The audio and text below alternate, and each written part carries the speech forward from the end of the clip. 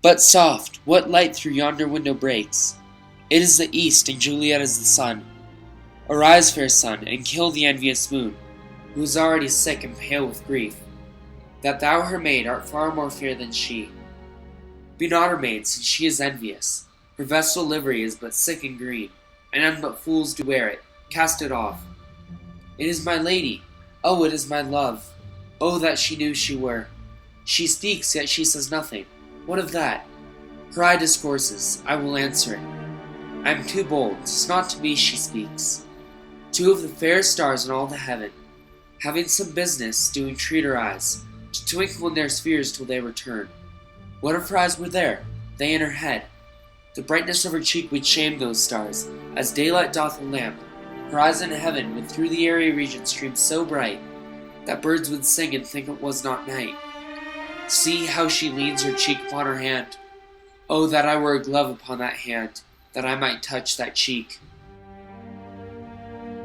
The Elizabethan era was the period of time during which Queen Elizabeth I was in power. Her reign lasted from 1558 to 1603 and is considered to be a golden age of England. During the Elizabethan era, literature took huge strides from previous years, and the architecture, music, and arts thrived and became very unique. This time gained a new energy, originality, and confidence.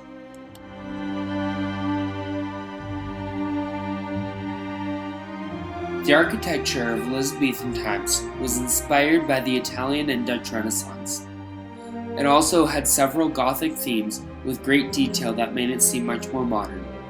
There were also some influences from the Tudor period remaining. Symmetry was a very important piece of Elizabethan architecture.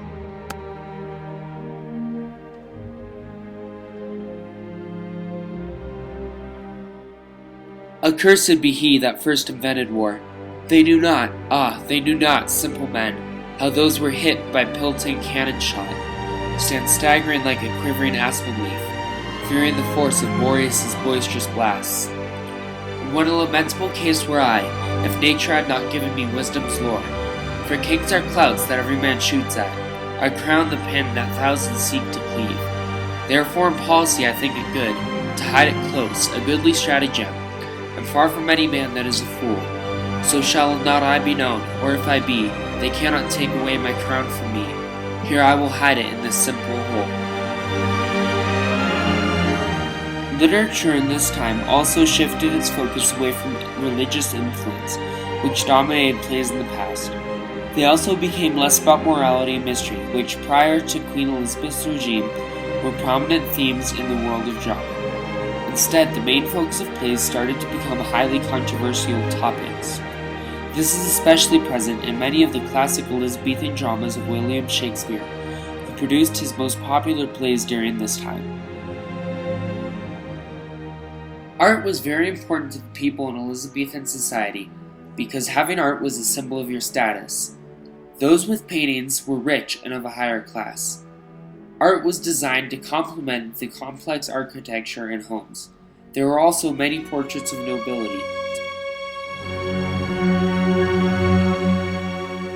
Orpheus I am, come from the deeps below, to thee, fond man, the plagues of love to show. To the fair fields where love's eternal dwell, there's none that come, but first they pass through hell. Hark and beware, unless thou hast loved ever. Beloved again, thou shalt see these joys never. Hark how they groan that died despairing. Oh, take heed then. Hark how they howl for overdaring. All these were men. They that be fools and die for fame, they lose their name. And they that bleed, hark how they speed. Now in cold frosts, now scorching fires, they sit and curse their lost desires. Nor shall these souls be free from pains and tears, till women waft them over in their tears.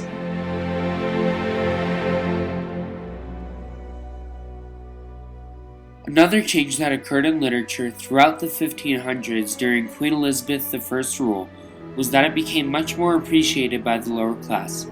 Rather than having a literary audience fully comprised of upper-class citizens, people of all standards of living began to not only attend, but love plays. Music was also a very important part of the Elizabethan Renaissance period. Composers like Pierre de la Rue and Claudio Monteverdi composed the Renaissance music period. Music was composed for balls, banquets, and celebrations, but it also was composed for the theater. Since the theater plays a large role in Elizabethan society, many people wrote music for the theater and drama because they knew a large audience would hear it throughout Elizabethan times.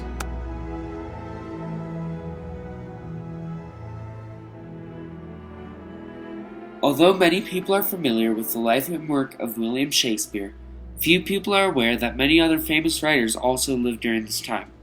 These writers include Christopher Marlowe, who lived from 1564 to 1593, Francis Beaumont, whose life spanned from 1584 to 1616, and John Fletcher, who lived from 1579 to 1925. These writers are only a few of many, and all of them contributed greatly to Elizabethan literature.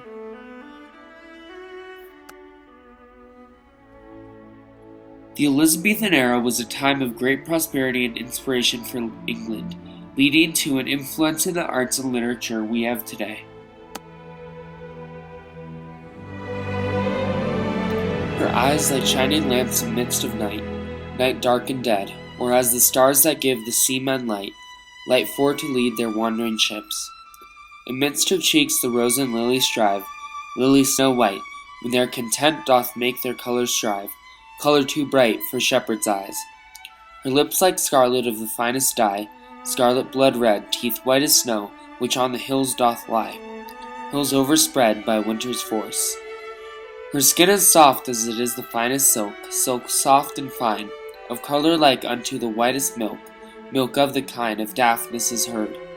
As swift of foot as is the pretty roe, roe swift of pace, will yelping hounds pursue her to and fro, hounds fierce and chase to reave her life. Elizabethan culture was often mirrored in the literature and plays of the time. The culture became freer and more inspired, and the arts paralleled these changes. This led to a great flourishing of the arts, as various artists discovered their new freedom and the encouragement from the society of the time to be creative and to create masterpieces of art.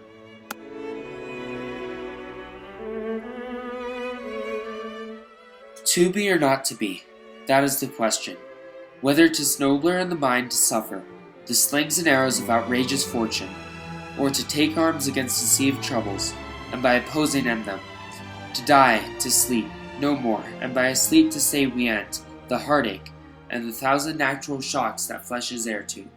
'Tis a consummation devoutly to be wished, to die, to sleep perchance to dream, aye, there's the rub. For in that sleep of death what dreams may come, when we have shuffled off this mortal coil, must give us pause. There's the respect that makes calamity of so long life, for who would bear those whips and scorns of time, the oppressor's wrong, and the proud man's contumely, the pangs of dismissed love, the law's delay, the insolence of office, and the spurns that patient merit of the unworthy takes, when he himself might his quietus make with a bare bodkin? Who would these fardels bear, to grunt and sweat under a weary life, but that the dread of something after death, the undiscovered country, from whose bourne no traveller returns, puzzles the will, and makes us rather bear those ills we have, than fly to others that we know not of. Thus conscience makes us cowards of us all, and thus the native hue of resolution is sicklied over with the pale cast of thought, and enterprises of great pith and moment, with this regard their currents turn awry, and lose the name of action. Soft you now, the fair Ophelia, nymph in thy orisons, be all my sins remembered,